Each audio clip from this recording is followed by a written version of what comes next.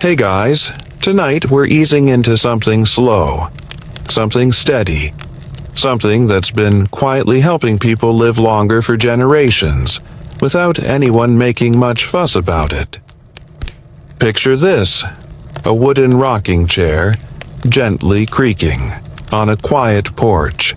The breeze is soft, your hands are resting in your lap, and your body is moving, just a little.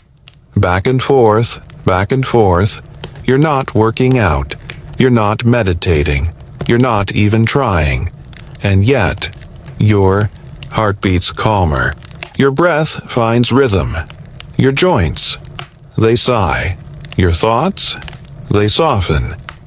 It turns out, rocking might just be one of the oldest wellness habits we've forgotten to remember. So, before you get comfortable, take a moment to like the video and subscribe, but only if you genuinely enjoy what I do here. And please share your location and local time down in the comments. I love knowing who's drifting off with me and from where. Now, dim the lights, maybe turn on a fan for that soft background hum, and let's ease into tonight's journey. Together. Part 1. When the sun is still asleep, a slow morning. For the elderly. Hey there, tonight we're not talking about rushing. No deadlines, no alarms, no spilled coffee. Tonight you're stepping into a slower world, an older one. And, strangely, a much more peaceful one. Picture this. You wake up when the sun is still hiding behind the trees. The old wooden room, its walls breathing out soft ribbons of mist, has been yours for decades. You don't open your eyes right away. Your legs are still curled up under a wool blanket that smells faintly of hay and chimney smoke. You're not young anymore. But you're still sharp enough to notice every breeze slipping through the cracks in the wood. It's cold, very cold. But you've grown used to that. And oddly enough, you've come to love this chill. It's a morning in the 13th century. No clocks, no phones, no schedule, just the distant crow of a rooster. Somewhere nearby, someone is fetching water from the village well. Wood thumping against wooden bucket, a soft rhythm of survival. You sit up slowly. Your body feels a little stiff from the night's cold. But it doesn't matter. You've seen many winters. You know how to coax each joint awake. Your feet touch the wooden floor. It's icy, but the chill wakes you gently. You rotate your ankles. There's a faint crack. No pain, just time whispering back. You stand. Slowly, steadily. No one is rushing you. No one needs you on time. You fold your blanket with practiced hands. Pull your thick woolen shawl from the bedpost and wrap it around your shoulders. Your home is just one room, where you sleep, eat, breathe, and dream, all in the same space. Next to your bed is a wooden stool. On it, a cloth soaked in herbs from the night before. You dip it in the cold basin again and press it to your face. It stings, it clears, it awakens. You don't use toothpaste. You chew a twig of thyme, gently scrubbing your teeth and tongue. It's a bit spicy, a little bitter, but clean and somehow grounding. You walk outside, barefoot. Your soles know the dirt by heart. The sky is still deep purple. A breeze brushes your cheeks. You look up. The horizon is only just beginning to hint at gold. Everything else is still wrapped in blue shadow. You stand still for a moment, just to listen, not for people, but for the world, the wind through the trees, the soft crackle of someone's fire across the lane. A bird, not yet singing, just stirring, groaning sleepily into the dawn. You take a deep breath and exhale, slowly. Not because a book told you to breathe mindfully. You do it because your grandmother did. Because you've always breathed this way, long, slow, grateful. Back inside. You lift the lid of your pot above the fire. Steam rises. The smell of barley porridge greets you, earthy, warm, like a whispered blessing. Last night you added dried turnip, a little salt, and the root of a sweet herb. You ladle a small bowl. You sit by the window on your old stool. The breeze sneaks through the shutters, tugging at your shawl and curling the steam of your breakfast, like incense. You eat slowly, one wooden spoon at a time. No rush. You've seen younger folks eat standing up, talking, walking, thinking, but not you. You sit still, you chew slowly, you taste everything, and you thank the bowl for getting you through one more morning. On the table, there are a few strands of dried garlic chive from yesterday. You pinch some, sprinkle it into the porridge. A little sharpness, a little green, a little joy. Outside, the village is beginning to wake. A cat, your cat, curls beside the door, yawning, stretching out its long spine like it's rehearsing for dance. You smile. Aging isn't as bad as they say. Aging means you get an extra minute for everything. And you've learned how to love that extra minute. You place the bowl down, roll your shoulders. Your knees creak, but not painfully. You step outside. The sunlight is peeking through at last. The first golden line of warmth finds your cheek. A new day begins. No panic, no race, just you, a quiet elder in a medieval world, and a morning gentle as the earth itself. Part 2. Muscles and hands, gentle movements that preserve youth. The sunlight has finally begun its slow creep over the stone walls and thatched rooftops. It doesn't flood the village with brightness. No, it tiptoes. It lingers, as if the day itself is stretching, just like you are now. You roll your shoulders again. 1, 2, and hold. The joints protest a little, but it's not pain, it's memory. Each crackle is a chapter. You walk toward the garden gate. Just a few steps. Enough to let your limbs wake naturally. Your hands graze the herbs growing along the fence. Sage, lavender, rosemary. You murmur to them. Not loudly. Just enough so they know you're there. That, too, is movement. A flex of the hand. A rhythm of the wrist. Back in your doorway, you place your palms on your hips and start a small, slow twist from side to side.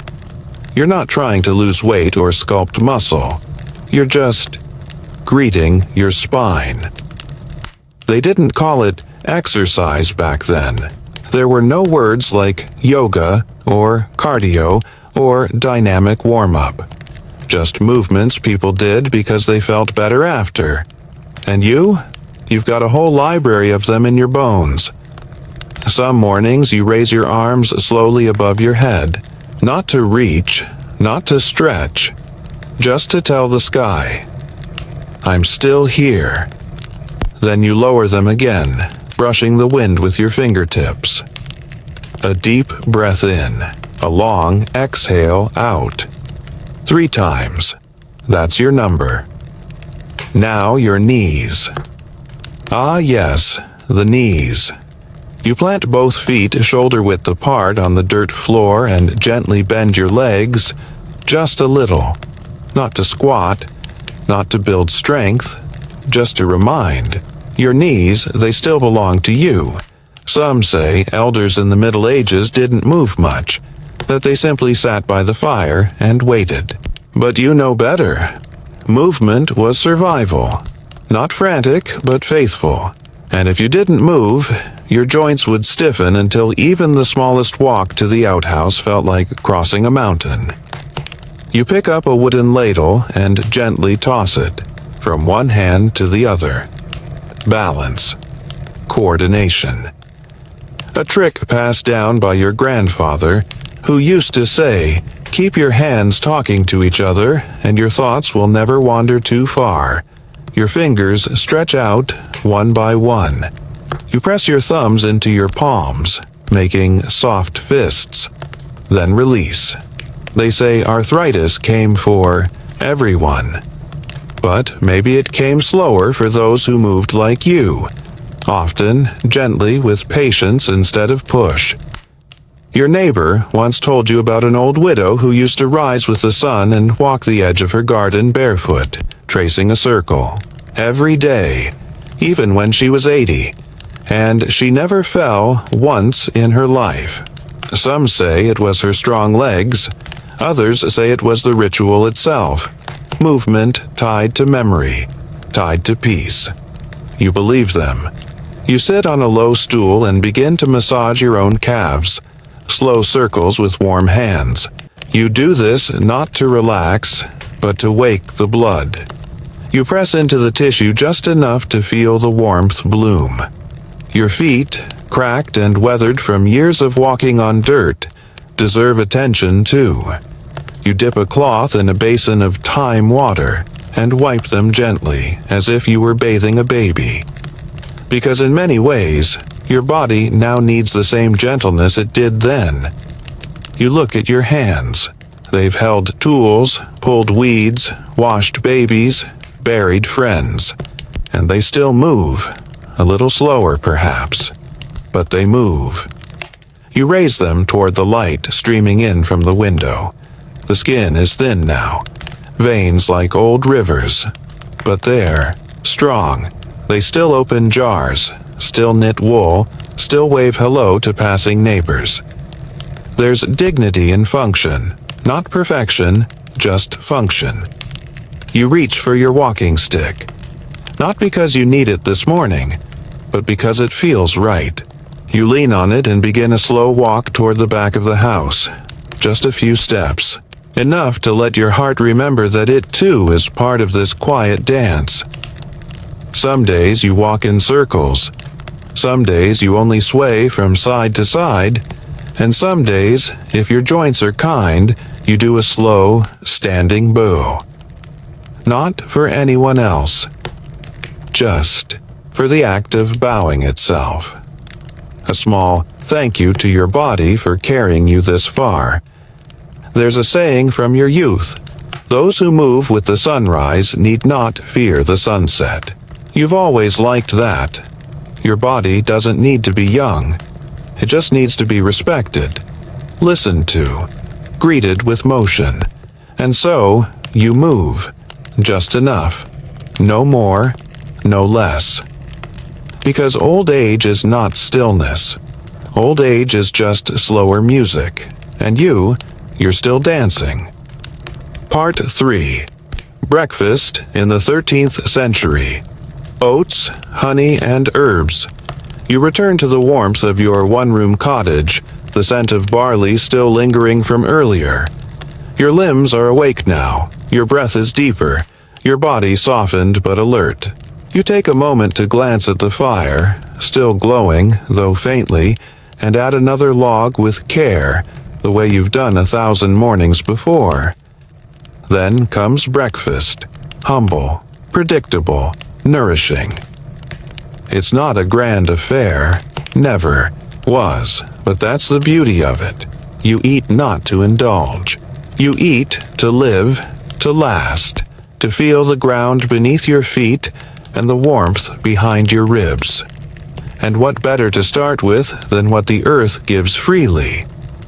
You lift the clay pot from the fire with practiced hands.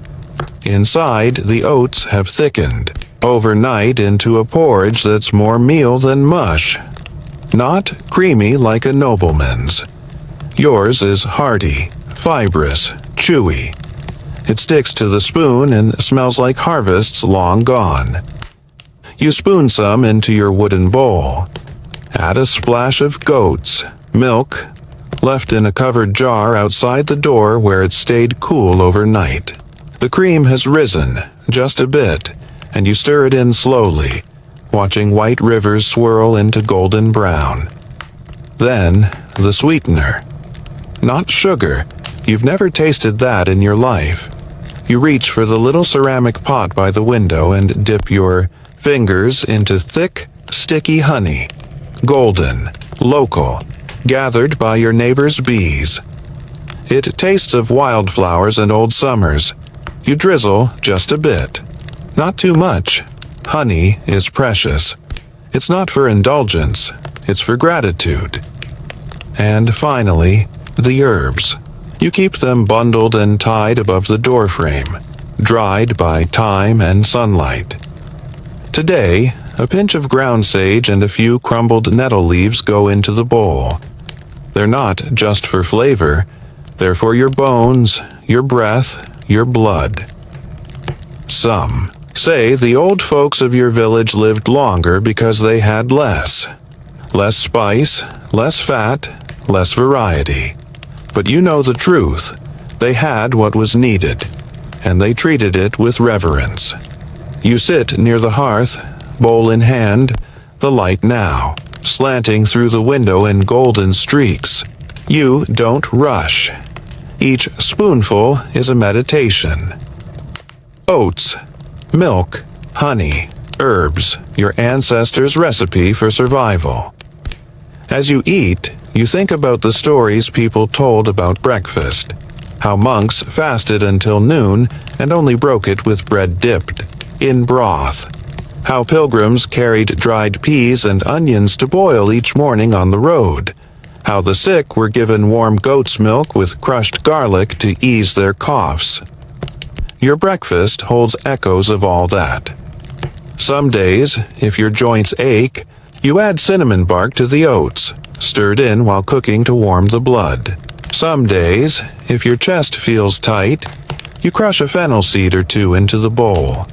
Some days, you add nothing at all. Just eat in silence and watch the steam rise like morning incense. You remember your mother's breakfast. She always began with a small prayer, not to be blessed with abundance, but to be given just enough. Chua oi, homne shinju no jesongva jun helong jimim koi. You whisper it too, even now. It feels right, like part of the meal. You hear a rooster again, closer this time. The village is stirring. Doors creak open. Pails clink. But your moment here is still undisturbed. No one needs you right now. No one calls. You sip the last of the warm milk from your bowl. Then wipe your spoon clean with a linen cloth. Not out of habit, but respect. Every piece of your breakfast has meaning. The oats were grown a mile away. The honey was a gift last. Winter from a neighbor and thanks for your advice about nettle poultice. The milk came from the goat you helped raise when it was a shaky-legged kid. Nothing is wasted. Not food, not effort, not mornings. There's talk these days that your porridge is too plain, that younger people crave meats, spices, strange things from faraway markets. But you don't need extravagance. You need warmth, weight, and wisdom in your bowl, and that's exactly what you've got. The morning feels full now, not in a busy way, but in the way a tree feels full when its roots are deep. You finish the meal, set the bowl aside, and breathe. Because in the world of the old, breakfast isn't just a meal, it's a ritual, it's medicine, it's memory stirred gently with a wooden spoon. Part 4. Light from the window. How they used the morning sun to heal. The bowl is empty now. Your stomach is warm. Your body, though aged, feels ready. But you do not rush to chores. There's still a little time to sit and let the sun finish what the oats began. You pull your stool a little closer to the window. The light slants down through the worn wood frame, golden and dust-filled. You stretch your hand into the beam. It glows as if gilded, every wrinkle lined with light. And for a moment, you don't feel old. You feel like something carved from oak and sunlight. The sun isn't just for growing things, it's for healing. Even the elders of your village knew that, especially the elders. They'd sit outside in the early light, cloaks over shoulders, eyes half closed, not speaking, just soaking, as if light itself was a broth, slow cooked by heaven, meant to be sipped through the skin. You remember your uncle, long gone now, who used to say, 10 minutes of morning sun, and the bones will thank you until supper. You didn't believe him as a child. Now you do. You feel the truth of it in your own spine. There's something ancient in the way the body leans toward warmth, like a plant. Your back straightens.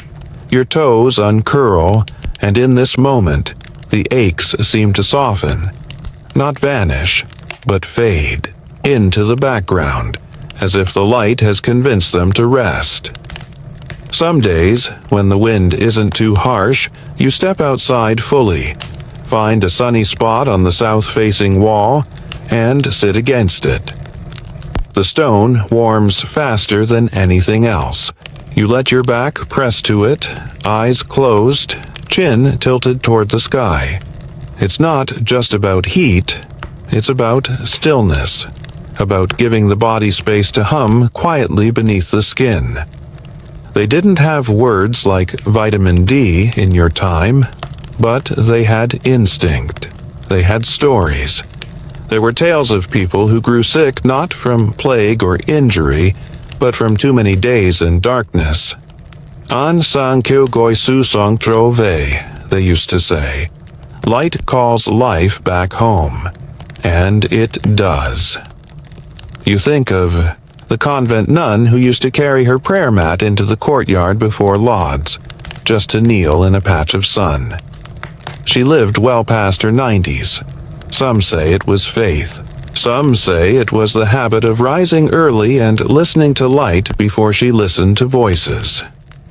You believe in both. There's a patch of lavender outside your window, slightly leaning toward the light. It does what you do. Seeks warmth, not because it's cold, but because it knows warmth makes blooming easier. You press your palms together and rub them softly, creating a little friction. Then, warmed by your own hands, you cup your cheeks. Skin on skin, plus the sun. A perfect combination. When your eyes feel heavy or clouded, you sometimes sit like this, unmoving, letting the light trickle through your eyelids. It brightens the mind, chases fog away. You've seen healers place the sick near windows, not in direct sunlight, but close, to let them breathe in brightness, to remind their bodies what living feels like.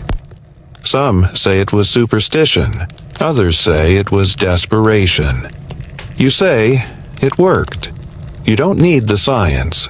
You just need the warmth, the quiet, the slow rise of light along your walls, reminding you that time moves gently, even for those who no longer chase it.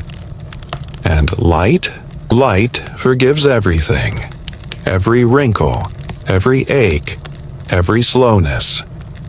You take a sip of water from a clay cup, lukewarm now from sitting on the sill. The light shines through it too, making it shimmer like clear broth. You smile. You once heard a story, an old one, about a man who lived a long life with nothing more than barley soup, a wooden chair, and a daily nap in the sun. You believe he was wiser than most. Because the sun doesn't ask for much. Just that you show up. Just that you sit, and you do. Not out of habit, but out of reverence. For the light, for the moment, for the old body that still, despite everything, leans toward the morning with quiet faith. Part 5. Healing Herbs. Around the home, you rise from your stool slowly, hands on your knees, spine unfurling like the first leaves in spring. Outside, the day has begun to warm. Not much, but enough to invite you to step into the yard where healing lives not in bottles, but in roots, leaves, and small green lives. Your herb patch isn't grand, just a few rows by the cottage wall, but it's enough. Enough to soothe, enough to restore, enough to keep you steady. You lean forward and pluck a few stems of rosemary. Not for cooking, though it makes soup taste like memories, but because this little branch has secrets. You rub it between your palms, hold the scent beneath your nose. Sharp, green, woody. They used to say rosemary keeps the mind clear and the heart from forgetting. You don't know if it's true, but you remember more when you smell it. Sage grows nearby, soft and dusty silver like the beards of old men. When your throat is rough or your chest tightens with the wind, you steep it into tea. 3 leaves, no more. Too much, and it's bitter. Too little, and it's just warm water. Then there's mint. Brazen, wild, always trying to take over the whole patch. You let it. It cools your belly in the summer, calms a restless evening, and adds brightness to your plainest meal. You stoop, lower, fingers brushing across creeping thyme, not just a flavor, a balm. You crush a sprig and rub it on your wrists. It tingles, like your blood waking up. In a corner, half hidden under a wooden board, grows the stubborn old comfrey. A leaf of it, wrapped in linen and warmed over coals, soothes your knees better than any spell or charm. You've used it for decades. You taught others how. You still remember the way your grandmother whispered, "Don't let anyone tell you it's magic. It's memory." They didn't call it herbalism back then. There were no apothecaries in the village. Only women with knowledge, passed down hand to hand, leaf to leaf. You once traded dried yarrow for 3 eggs, and the next day, the woman you gave it to sent you a smile brighter than sunlight. These plants, they aren't decorations. They are medicine. They are history. And they are company. Because you never really feel alone when your herb garden rustles in the wind like old friends laughing at an inside joke. You return to the house and pull down the bundle of lavender from the beam above. You crush it into a small bowl with a worn pestle, just enough to scent the air. You sprinkle the powder across your pillow. That's how you sleep through the night, not with potions or drafts, but with scent and softness.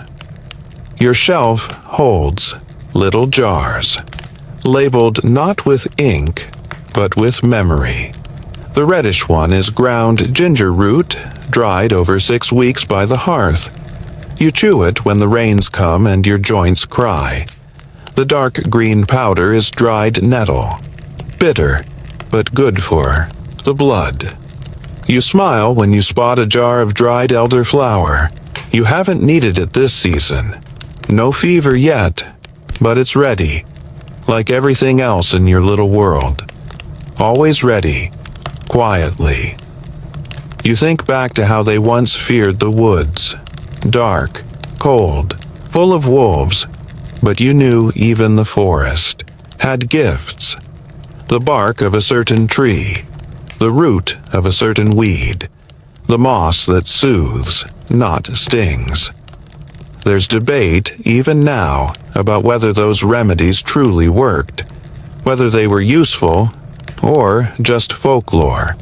But your knees don't argue. Your lungs don't question. Your skin doesn't care about studies. It just knows. These herbs help. Not fast, not loud, but deeply. You sip warm nettle tea. You tuck lavender under your mattress. You boil thyme and breathe in the steam when the air turns wet and heavy. And you live.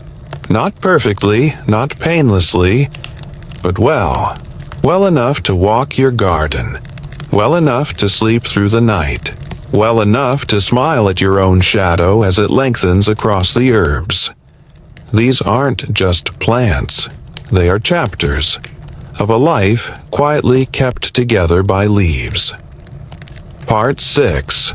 Walking through the garden. Slow steps, strong roots. You lace your fingers. Behind your back, spine tall, and step out into the morning garden. Not with urgency, but with intention. The grass is still damp beneath your feet, clinging to your soles like cool silk. The scent of soil is thick in the air, earthy, honest, like breath drawn from under centuries. You walk slowly, not because you must, but because it's the only way to notice everything. Your path is familiar, a narrow dirt line winding through patches of kale, cabbage, and the last of the season's beans. Each step is a gentle press into memory. You've walked this route every day, every week, every year. You walk the way trees grow, gradually, quietly, without applause. Your heels land first, then your toes. You roll through the motion, one foot, then the other. Your arms swing ever so slightly at your sides, not for exercise, but for rhythm. There is a kind of old music in the way the body keeps time when it walks as if thinking. Birds sing around you, not realizing how perfect their accompaniment is. A breeze stirs the leaves, and you pause beside a patch of broad-leafed greens. You kneel, carefully, letting your knees settle onto the worn wooden plank you keep nearby for just this moment.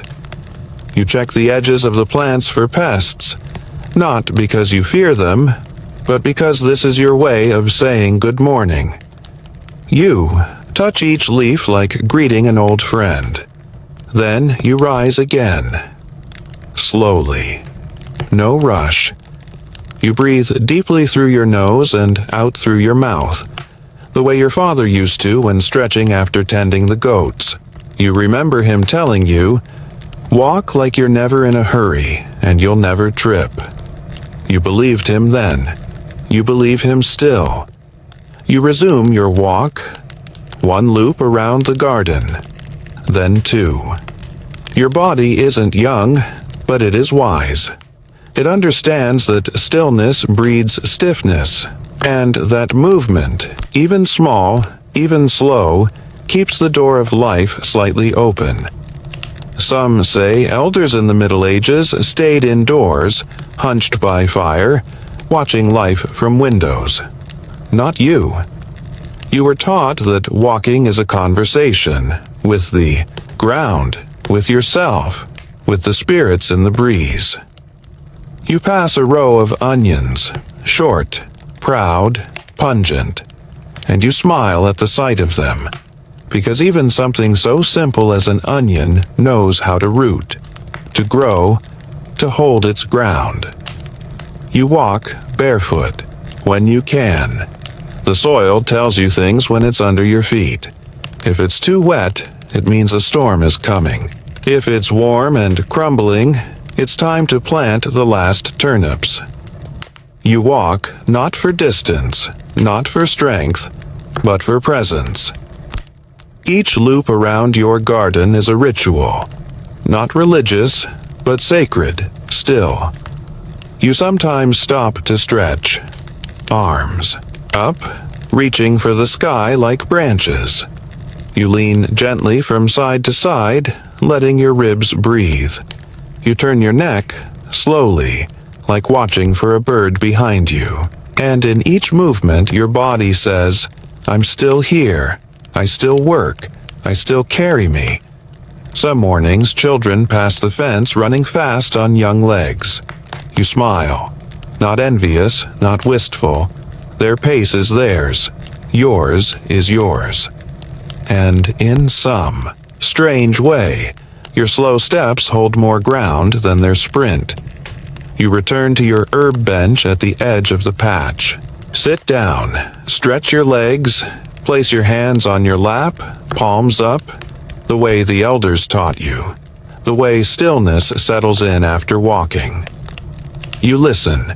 A bee passes by. A sparrow hops along the path. The wind flirts with the lavender. And you're not exercising. You're communing. Your heart beats slowly now, but firmly. Your breath is steady. Your joints are looser than they were an hour ago. You think of an old saying, "A garden walks with its gardener." You've always liked that, because it means you've given something back, even just by walking, and so tomorrow you'll walk again. Not far, but deep, into soil, into rhythm, into health that grows slowly, like everything good should. Part 7. The Midday Rest. Napping. After the meal, the sun has climbed its arc now, casting long golden slants over your garden. The light is no longer gentle. It's full-bodied, warm, almost heavy. It presses down on your shoulders and your roof in a way that says, it's time to stop for a while. And so you do. Midday isn't for rushing. It's not for work, not for worry, not even for thought. It's for stopping, for letting the meal settle and the body soften. You step back into your cottage, wiping the dust from your ankles, and feel that familiar tug in your spine. The one that says, lie down, if only for a while. Not to sleep. Not exactly, but to rest. You fill a cup with water, sip slowly. Then you move to the bed. Not a grand one, not soft, not layered like the nobles. Just straw, linen, wool. Enough. Always enough. You sit. Then lie back, one arm across your belly, the other draped over your eyes to shield them from the light that trickles through the slatted wood. Your body knows this pattern, this moment. In your youth, napping was a luxury. In your age, it is necessity. You breathe deep into your belly. The oats and greens from earlier feel warm inside you. No bloat, no burn, just slow digestion. You once heard that the best medicine for the stomach is stillness, and you believe that. Outside, the wind is slow. Inside, the only sound is the quiet rustle of your breath, rising and falling like a lullaby no one's singing. Some say midday sleep is for the lazy, but your village elders knew better. They taught you that the body repairs itself in the pause, that short naps make long lives, and that even warriors once rested in the fields under shade before returning to plow or fight. You remember your grandmother, dozing upright in her chair, the soup pot simmering beside her, not a worry in her face. You're not quite asleep, not quite awake, but in that space between. A sacred in-between.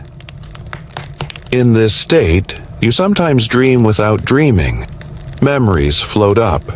The scent of your father's pipe, the sound of grain being poured into a wooden bucket, the heat of a summer afternoon when you first helped birth a goat.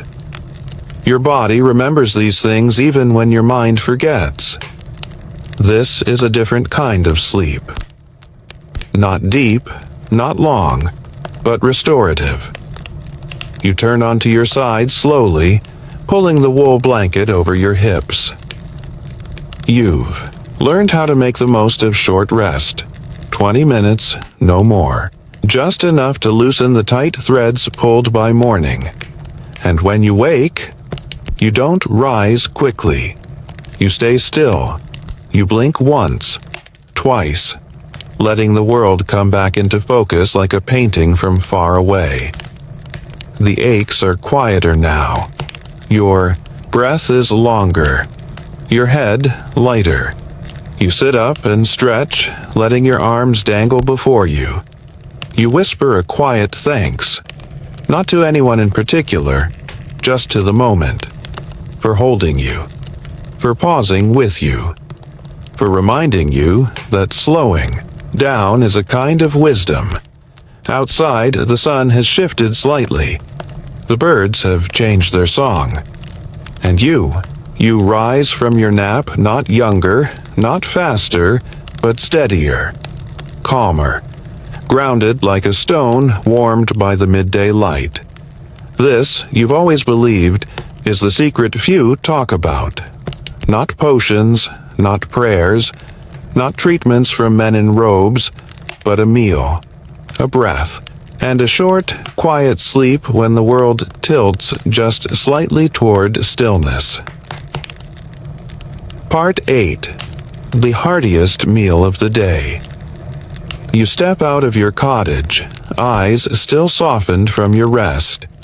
The sun has tilted westward now, casting a mellow hue on the stones around your doorway. It's not hot, just full, like a well-fed fire. And you feel ready. Ready for the day's most satisfying gift. Lunch, the biggest, richest, most lovingly prepared meal of any medieval day. Not in size, necessarily, though it could be generous, but in care, in rhythm, in intention. You move toward your hearth. The coals are still alive from this morning, nestled under a layer of ash.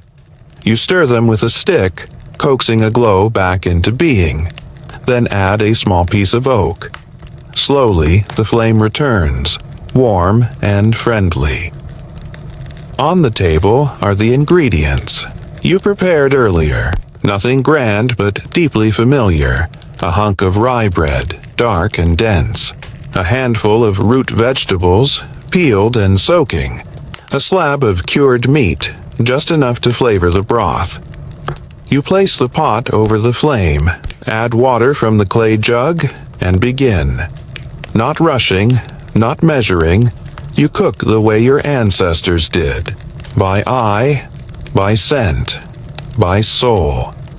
You slice onions. Slowly. Peel carrots with a dull knife that fits your hand like an old friend. Crush a clove of garlic with the flat of your palm, the smell rising like truth. Then comes the bone.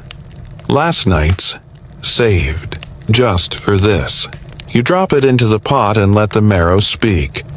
They say peasants didn't eat well, but what they mean is, they didn't eat richly. You, however, eat wisely. Your broth simmers, quiet and confident. It doesn't need to hurry. Flavor takes time. Nutrition waits in the steam. You pull a sprig of thyme from the bundle hanging near the hearth and toss it in. Not much, just enough to remind your blood to keep moving.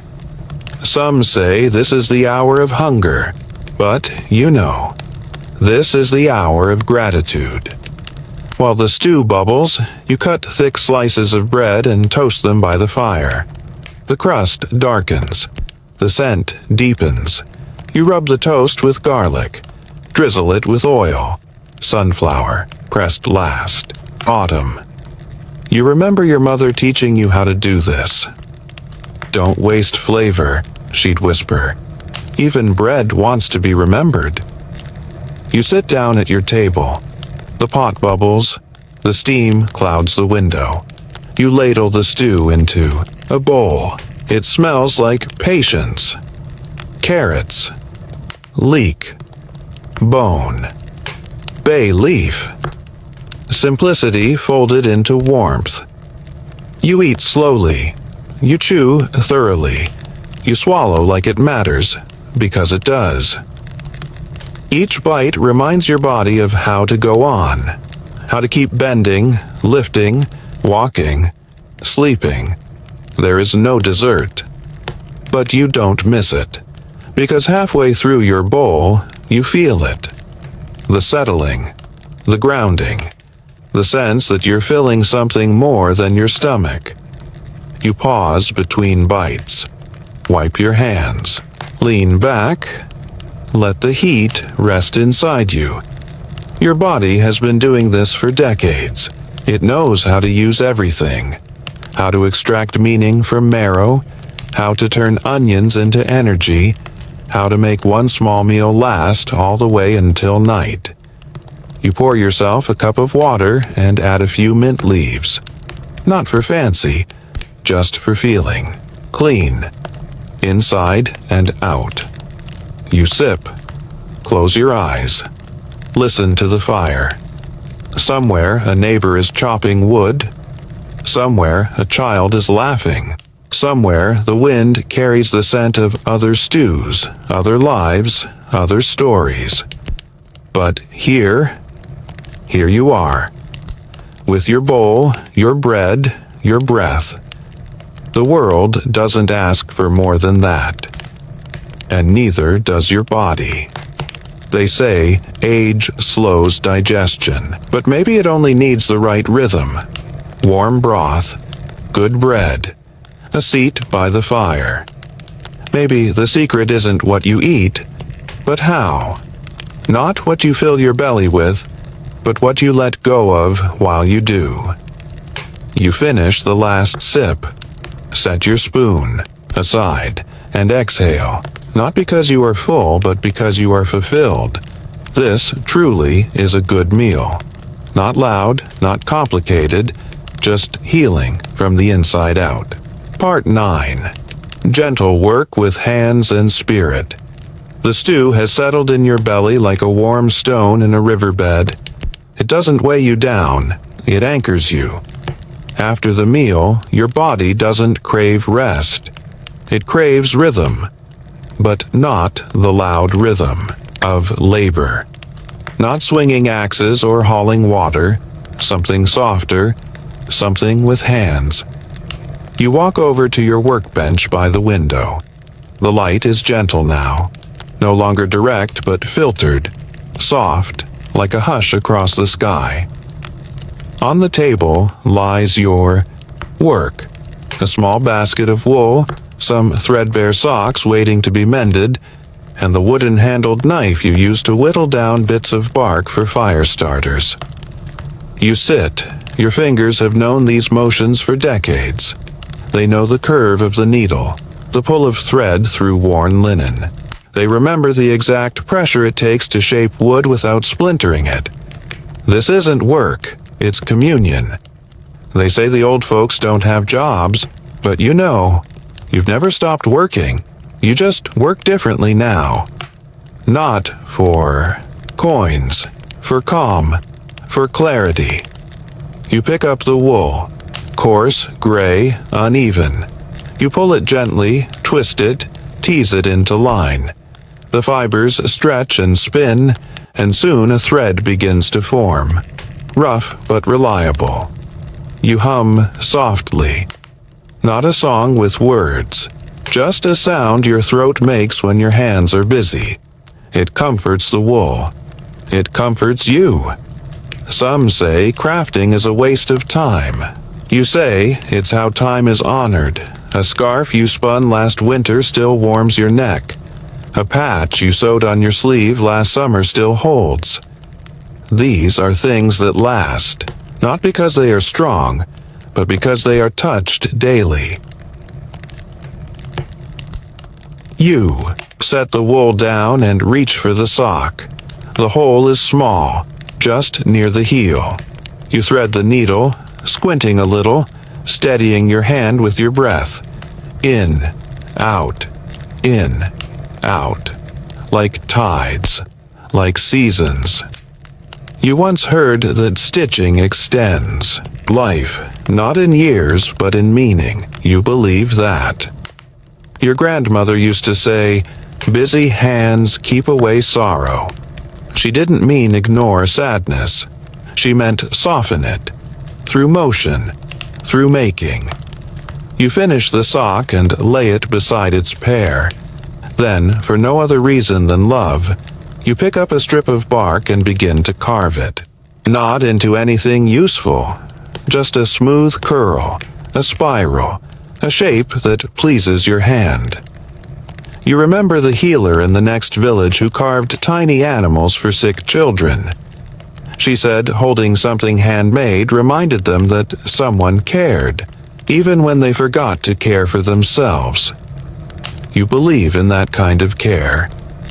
Your hands, weathered and wise, still want to create, not for sale, not for praise, just to prove to the world and to yourself that you are still here, still capable of giving form to something soft, still steady enough to pull thread through cloth, wood through blade, thought through silence.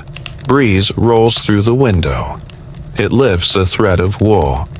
You catch it gently, twist it back into the bundle. Small acts, precise movements. Not grand, but grounding. You lean back in your chair, letting your fingers rest. You flex them slowly. They ache, yes, but it's the good kind. The ache of use, not the ache of neglect. They've done good work today. So have you, and in a world that often forgets the quiet labor of the old, you remember, the hands that once carried children now carry peace. The hands that once churned butter now mend holes no one else sees.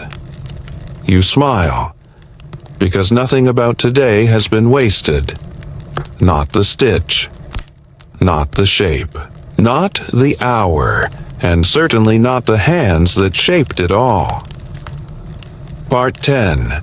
Speaking with Ancestors. Faith, Spirit, and Quiet Peace.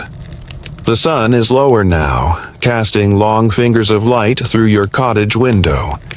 You finished your quiet work, your hands resting gently in your lap.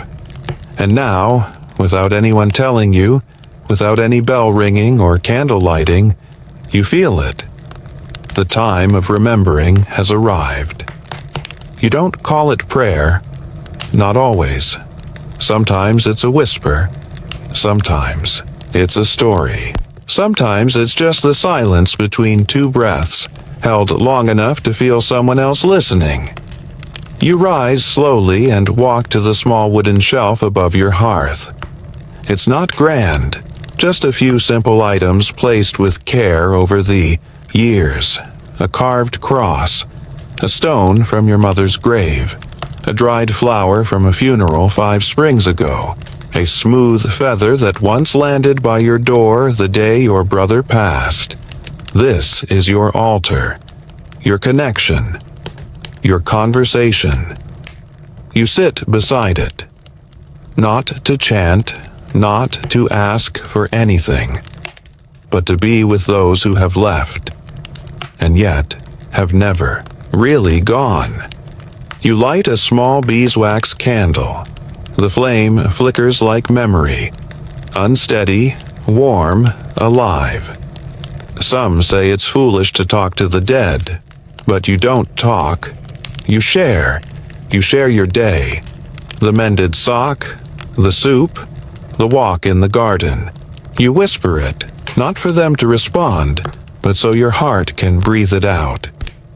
You close your eyes. You feel your father's hands in the way you folded the blanket this morning. You hear your sister's laugh in the pot boiling too long on the fire. You see your mother's face in the way sunlight touched your bowl. This is not grief. This is presence. They live in you, in your mannerisms, in the words you say out loud without thinking, in the way you still knock twice on the wooden frame before stepping outside. They taught you how to live. They teach you still, and in these quiet moments you remember. Old age isn't about fading. It's about returning to the voice you were given, to the rhythm that shaped you, to the thread that connects you backward, not just forward. Some people pray in Latin. You pray in gesture, in breath, in water poured for no one but the thirsty air. You once knew a woman who carved a line into her doorframe for every ancestor she could name. It looked like a ladder, wooden rungs climbing to the roof. She said, "I want them close. I want to know where I come from when my knees give out."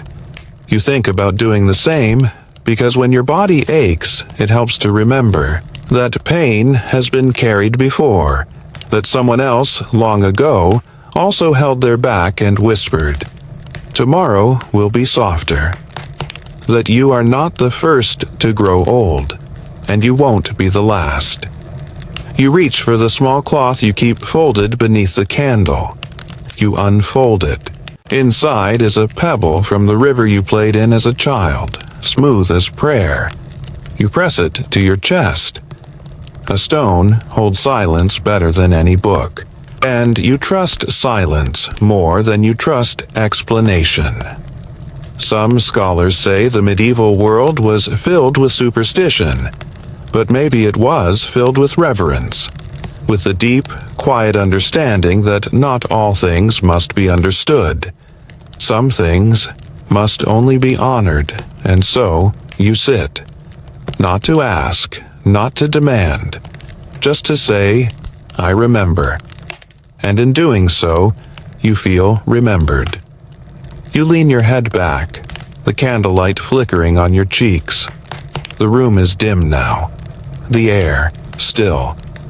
You don't fear this quiet, you welcome it. It's where you hear best, not voices, not words, but something deeper. The presence of those who once cared for you, and whom you now care for in memory. You smile, not with joy, not with sorrow, just with recognition. You are never truly alone. You carry an entire village within your ribcage. And tonight, they sit with you, like they always have, like they always will. Part 11. The Aches of Age and the Quiet Ways. They endure. Your candle has nearly burned down to its stub. Outside, the air has cooled. The sky is beginning to soften into evening, fading from blue to dusty violet. Your joints, as always, have noticed the change before your eyes do. You shift in your seat and feel it.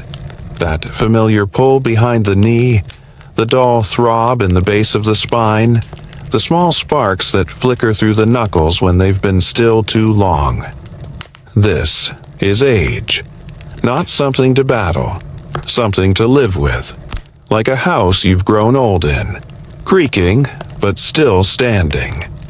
You move carefully, not out of fear, but out of understanding. Pain in your world is not an enemy. It's a companion, not cruel, just constant. You rise and walk toward the hearth, where your small iron kettle sits warming beside the fire. Inside, a mixture of elderflower, willow bark, and ginger root, steeped slowly, stirred with a carved stick handed down from your aunt. You pour the tea into a simple wooden cup. You don't gulp, you sip. The warmth doesn't chase the pain away. It meets it, soothes it like a hand over a tired horse. Some say elders in the Middle Ages suffered in silence, but you know better. You learned the art of quiet care. A cloth soaked in warm vinegar and thyme pressed to the knees. A poultice of mashed comfrey for the back. A sock filled with heated stones tucked beneath the blanket before sleep. These weren't miracles. They were habits. Gentle routines built not to cure, but to cope and to endure. You walk back to your stool, sit, and stretch one leg forward. With slow fingers, you begin to massage just above the knee. Small circles, steady pressure, breathing, through each tender spot. The pain doesn't vanish, but it loosens, like a knot that knows it's finally being noticed. You remember an old man in your village who swore by pine sap rubbed across the temples when his head ached. He claimed it was better than any monk's blessing. You tried it once, and while you're not sure if it worked, you liked the smell, and that, in itself, was medicine. You pause, stretch your arms overhead, and feel the pull in your shoulders. Not unpleasant, just alive. You think of how pain has taught you patience, how it has slowed you down, not as punishment, but as permission. Permission to say, not today. Permission to rest. Permission to do things differently. You used to work from sunrise to sundown. Now you work with the sun, not against it. You listen to your bones the way a captain listens to the wind, watching the skies for signs, adjusting course as needed.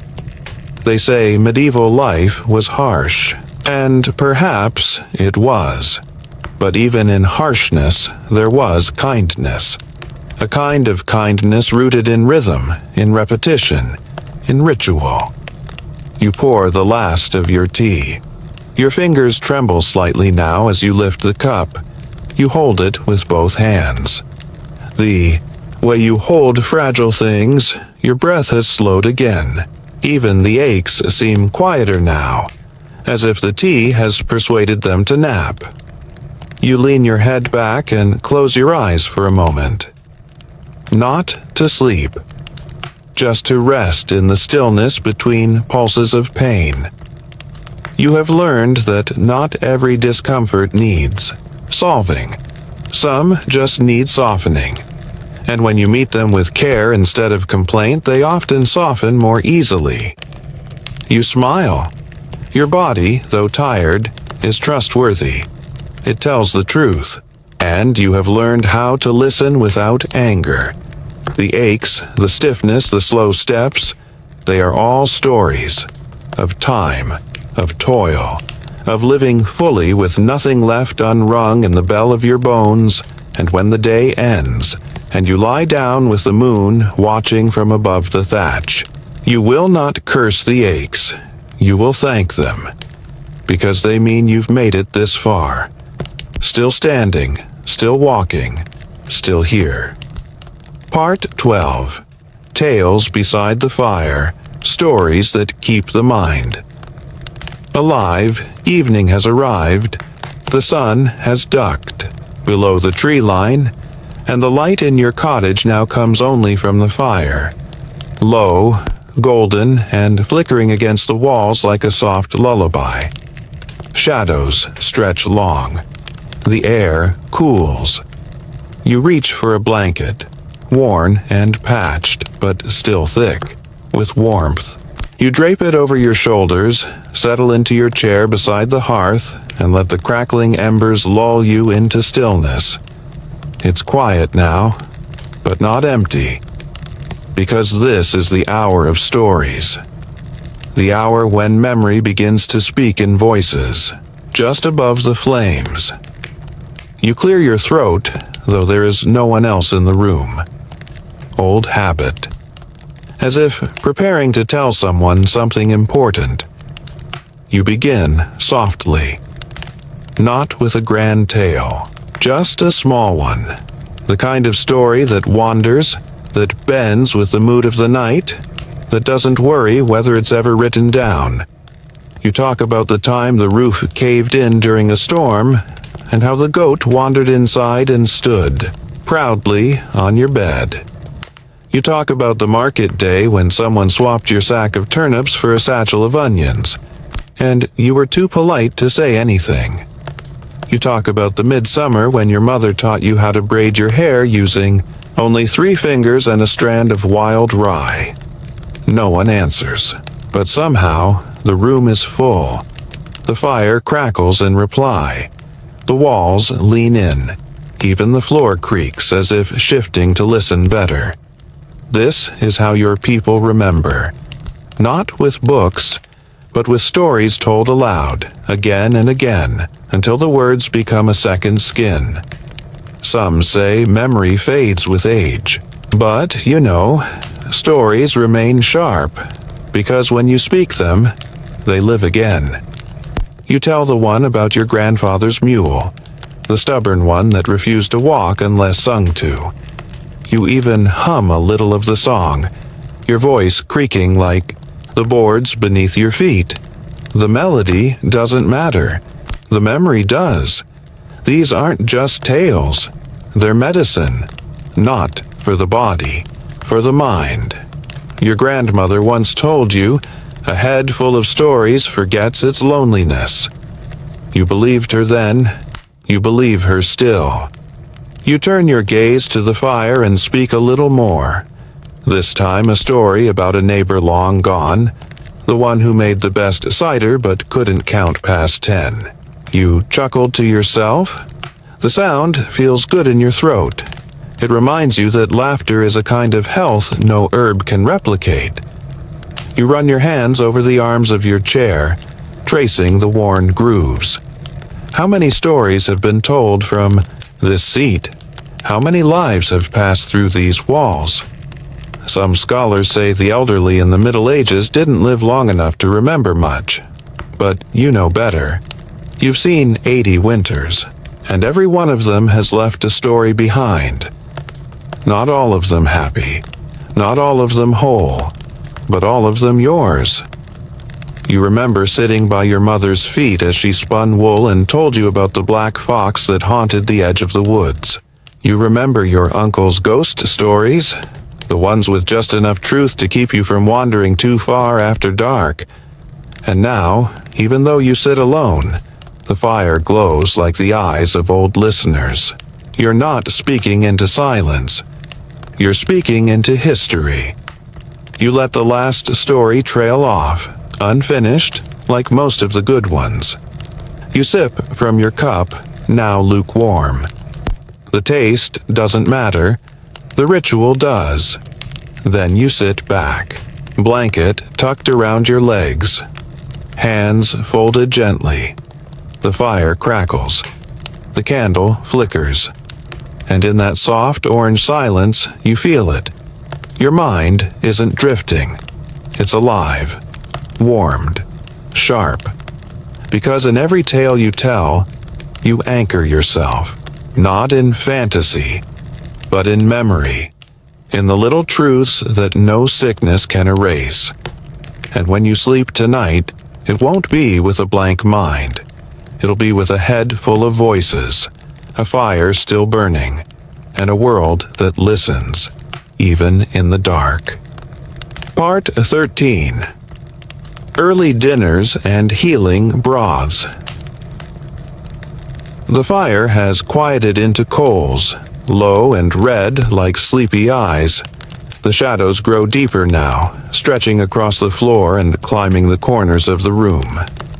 You glance toward the small shelf above the hearth where your clay bowls sit, one stacked inside the other like resting birds. It's time for your last meal of the day. Not a feast, not a celebration, a ritual, as quiet and gentle as dusk itself.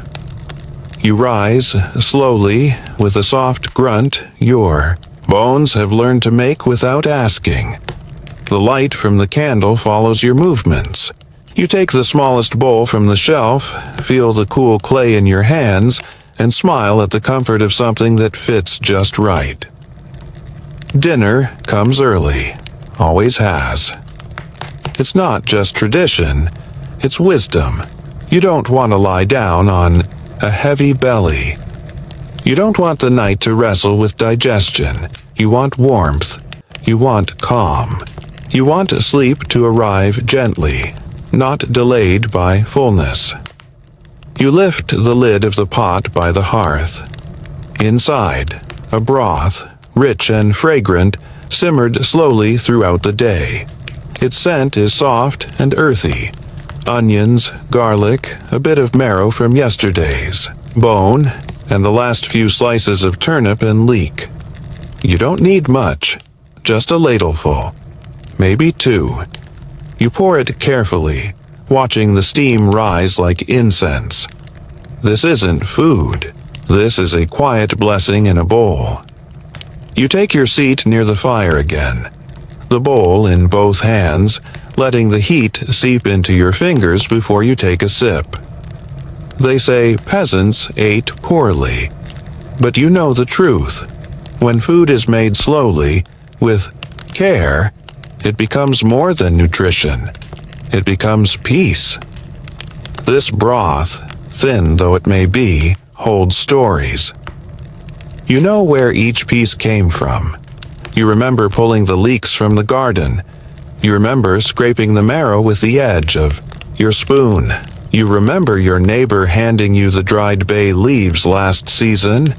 And so each sip tastes like memory, like generosity, like patience. You chew the soft vegetables slowly, not because you must, but because it's part of the ritual. No rush, no chatter, just the steady rhythm of eating and breathing. You wipe your mouth with the edge of your sleeve, a gesture so familiar it's almost prayerful. Some say fasting was common among the old, but really, you think, it was just a kind of listening to the body, knowing when it has had enough, knowing when less is kinder. You've learned that healing doesn't always come from abundance. Sometimes it comes from simplicity, from a broth with nothing to prove, from a dinner eaten in silence, surrounded by flickering shadows and the smell of wood smoke. You think of how many nights you've ended this way, with a bowl, a spoon, and the feeling of enough. Not full, not empty, just enough. Enough to sleep, enough to wake, enough to face the cold. Your grandfather used to say, broth warms more than the belly. He was right. It wraps around the bones. It softens the soul. It prepares you for rest. You finish slowly, savoring the last sips as if they were gold, because in a way, they are.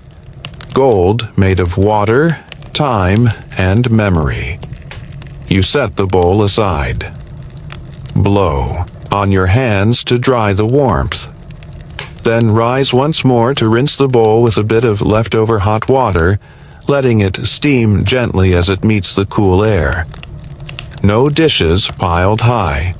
No oil to scrub. Just clean, simple clay, ready for tomorrow. You glance.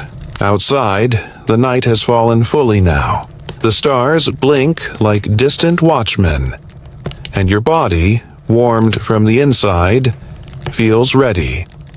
You have eaten, not richly, but deeply. You are not hungry.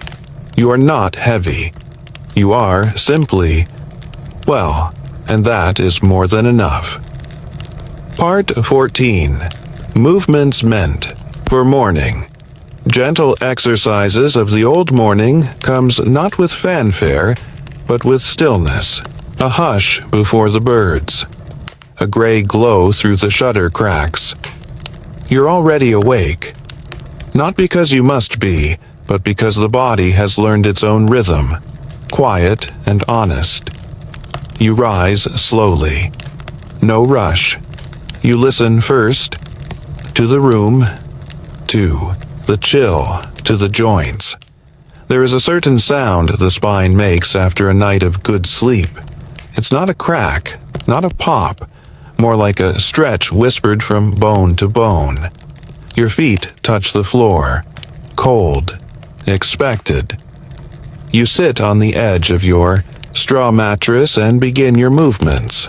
Not stretches, not exercise, not in the way the young might call it, but something smaller, humbler. Movements that greet the body, not challenge it. You roll your shoulders. Once, twice, forward, back. The left clicks. The right doesn't. That's how it's always been. You tilt your head to each side. a soft tug behind the ear, a reminder that the neck is not just for holding up thoughts, it's for turning to face the day. Your fingers, still stiff, find each other in your lap. You lace them together and press gently, then out, palms to the sky. You hold the stretch. Breathe once, twice. Release. This is your ritual. Not to gain, not to lose, but to remain. Some say medieval elders wasted away in bed, but not you. You were taught the value of motion, even if it's small. Your grandmother once told you, even trees stretch in the morning. You believe her. So, you do what you've always done. You lift your arms overhead. Not high, just enough to feel. The breath follow the motion. You stand. Gently. You take 5 steps forward.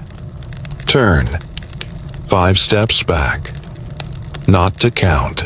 To remember. Remember the legs. The balance.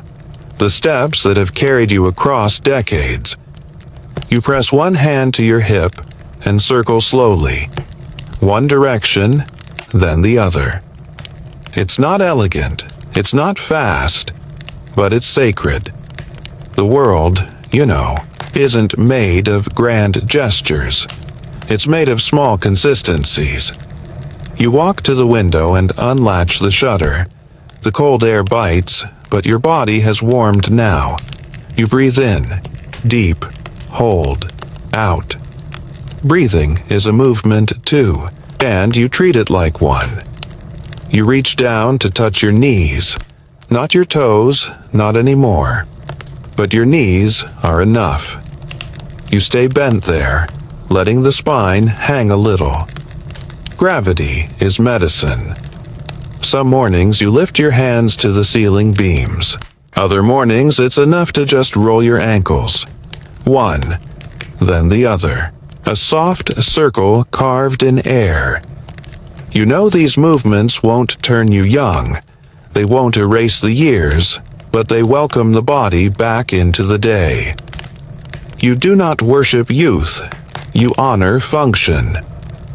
A body that moves, no matter how slowly, still chooses life. And you do.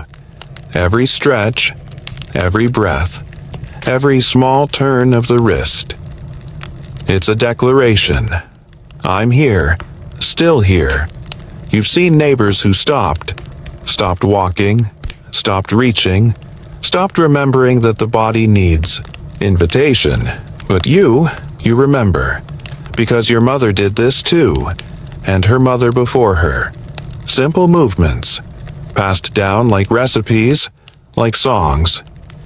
You finish with one last breath, hands resting on your thighs. Still, the day has begun. Not with a bang, but with movement, gentle, kind, and entirely your own. Part 15. Weathering the Cold. How the Elderly Faced. Winter, the wind is rising outside. You hear it before you feel it, rattling the shutters, whispering through the thatch, threading itself through the cracks in the old wood like a clever ghost. Winter has teeth, and you have known them. The cold doesn't ask questions. It simply arrives. But you are not unprepared. You have lived enough winters to know what it demands. Layers, stillness, and a certain defiance wrapped in wool. You walk across the room, your breath just beginning to cloud in the air. The hearth glows low, still warm from the night before. You place another log on the coals, careful not to smother them. A puff of smoke, a crackle, and then flame. You sit close, hands outstretched. Old fingers know the sting of frost before anyone else, but they also know the comfort of heat, better than the young ever could. You wrap your shawl around your shoulders, the same one your daughter wove you 2 winters ago. Its weave is loose in places now, but you've mended it so many times it feels like part of your skin. You reach for the wool socks drying by the hearth and pull them on. Layer over layer, soft against your feet, calloused and curved from years of walking. The cold can't be chased, only managed, and you've learned how. Herbs dried in summer now steep in your pot. Thyme, sage, and a pinch of something warming. You don't remember its name. You remember its scent. You sip slowly, letting the heat settle deep. Some say the old were the first to die each winter, but you say the old were the first to prepare. You had methods, blankets lined with straw, beds moved closer to the hearth, hot stones wrapped in cloth and placed at the foot of the bed. No need for wealth, just wisdom. You were taught to seal windows with flour paste and fabric scraps, to layer your clothes with intention. Linen, then wool, then leather if you had it. You were taught to move every hour. Not far, just enough to keep the blood awake, and above all, you were taught to share warmth. 2 people under one cloak, 3 around one stew pot, 5 in one story, because the cold isn't just temperature. It's silence, it's loneliness, and warmth, true warmth, comes from more than fire. You think of the times you helped neighbors patch roofs before the first snow, the old woman whose fingers couldn't sew anymore, so you did it for her. You think of the boy who brought firewood without being asked, of how you handed him a crust of bread and a wink in return, and as the wind howls now, outside your window, you do not fear it. It is familiar. It is expected. It is something you have met before and will meet again. You know how to tuck your body into itself, how to sleep like a curled cat, conserving heat. You know how to make broth stretch, how to feed 3 with the scraps of 1. You know how to wait for the thaw, because winter, like pain, is not permanent. It's just a visitor, and you know how to host it. You finish your tea, stand, check the door latch. You glance at the roof. No leaks. The chimney, clear. The log pile, steady. All is in place. You sit again, close to the fire. Your fingers warmed, your breath steady. You close your eyes for a moment and listen. To the wind, to your heartbeat, to the ancient rhythm of survival. Because old age in winter is not a weakness. It's a badge. You have weathered more than this. You will weather more still. Now, the fire has faded to soft embers. No more crackling, just the faint rhythmic pulse of heat holding the dark at bay. Your limbs are heavy, but not tired, just peaceful, like a branch resting after the wind. You draw your blanket closer, the one that still smells of thyme and wool. You feel its weight settle over you, not a burden, but a comfort, like memory, like time. Outside, the wind has softened, its edge is gone, dulled by night. There's only quiet now, and in that quiet, you remember the taste of broth, the warmth of midday naps, the soft movements of your morning stretches, the hum of your own breath, gently reminding you, you are here, you are whole. The stories you told by the fire still linger in the room, not loud, just enough to keep you company. You don't need to recall each one.